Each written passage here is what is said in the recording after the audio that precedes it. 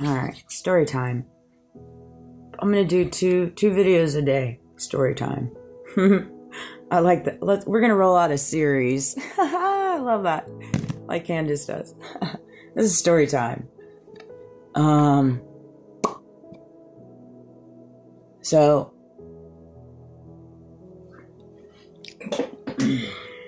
when I resigned in October 2023, I was so mentally, emotionally, physically broken. I was battling addiction, and I have not done it since. I have not. October will be 2 years. I'm so proud of myself. I don't give a crap if anybody gives me a high. I give it to myself. I never thought in my wildest dreams I would ever get to this day. And I know people out there battling addictions, because I see it out and about in public too. I can pick up on that. Because you know the tendencies when you were somebody that was an addict and you battled those things, you know what it feels like. And all I can say is this: when you feel so consumed by the addiction, like you can't not use, you can't not do it. Particularly too, the fact that the world is set up for it to be so easily, readily available. And it's almost like they're pushing it out in different ways in my path. I know that it was a part of the destined plan. It's something I picked up in my previous marriage. And unfortunately, it was a habit I picked up from that. And I used it to numb me, to mask me. And by the grace of God, it didn't take my life. It almost did, though. Multiple ways. I wanted it to, quite frankly. That's why people use addictions. They're just numbing. They're just masking. When I knew the world around me that I was in was just straight coercion, bribery, fake, every freaking facet of it. And it was like the Holy Spirit, God, was all around me, just showing me signs and synchronicities. But I hadn't been spiritually awoken. I hadn't connected to him yet. He was with me the whole time in my entire life, but I hadn't connected with him, and we hadn't become one. And it's like at that moment, it's like I woke up. You see all these doors and all that. Anyways, from that moment forward is when things got real weird. And I'm going to break down my friendships. That's going to be the story time of this video.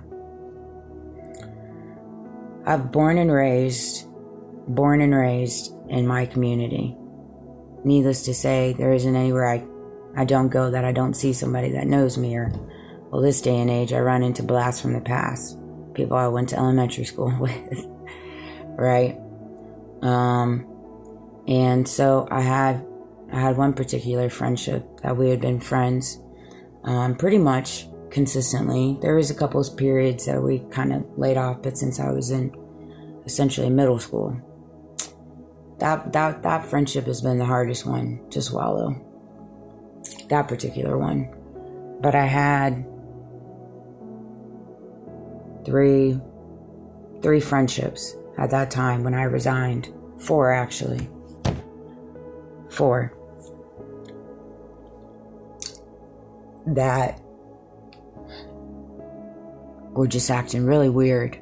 But now I recognize too, it wasn't so much that they were acting weird, but it was in the fact that I was in the process of my rebirth and waking up to the treatment that I was allowing for many, many years when it comes to manipulation, gaslighting, unworthiness, insecurities, looking for their validation instead of looking for the validation within myself.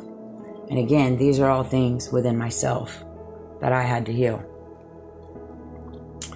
But October is when I resigned, and from that moment forward, all of my friendships and the conversations and the interactions, that I carried with them were weird.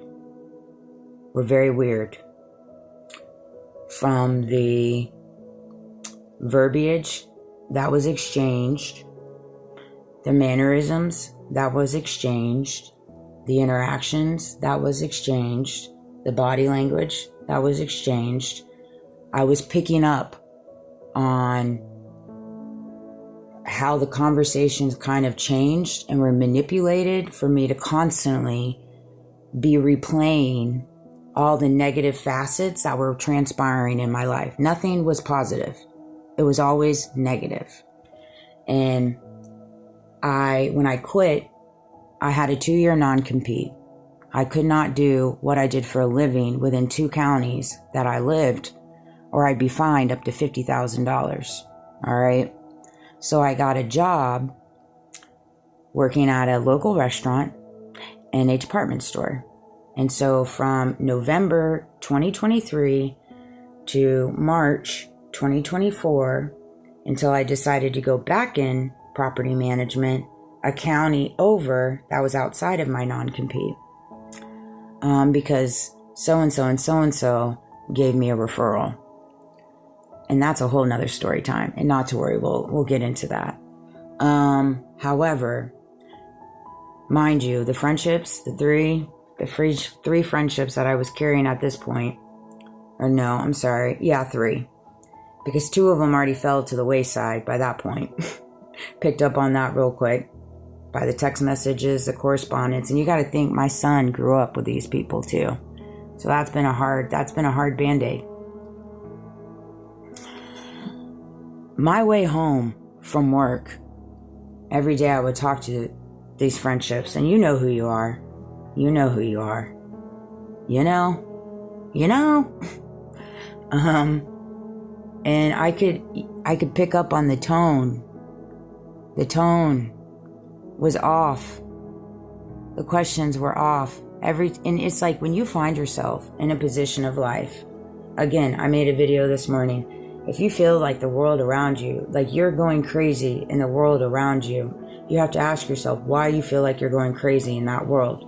Because I felt like I was going crazy in my world, particularly leading me up to October. When I resigned, I literally knew that if something didn't give, I was going to die. I was going to die. Like that was what was going to happen. And that's when God, you see that flicker? That's when God came in and was like, boom.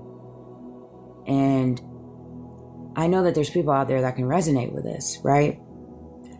And again, I'm talking about me, my truths, my healing, my perceptions, my beliefs.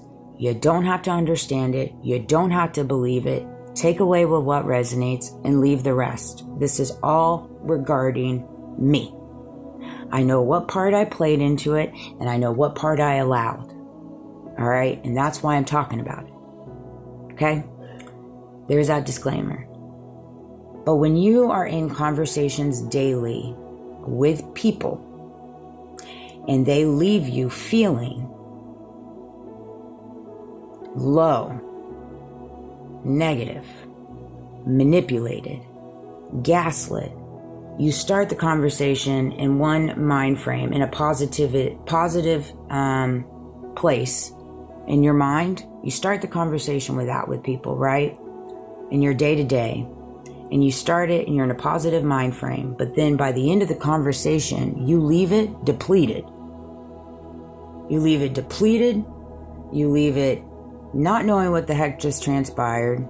And you're like, what positivity is coming from this relationship? What positive attribute is coming from this relationship? You have to ask yourself that. I did too. And if you find yourself on the fence when you're in connection with people, you have friendships with people, acquaintances, whatever, if the only interaction between the two, whether it's in physical interaction, over the phone, if it only leaves you feeling negative and depleted, you have to ask yourself, are you aligned with these people? And I know it's a hard truth. I had to face that too. It's hard. But for you to elevate and grow, you have to recognize that there's just certain times in your life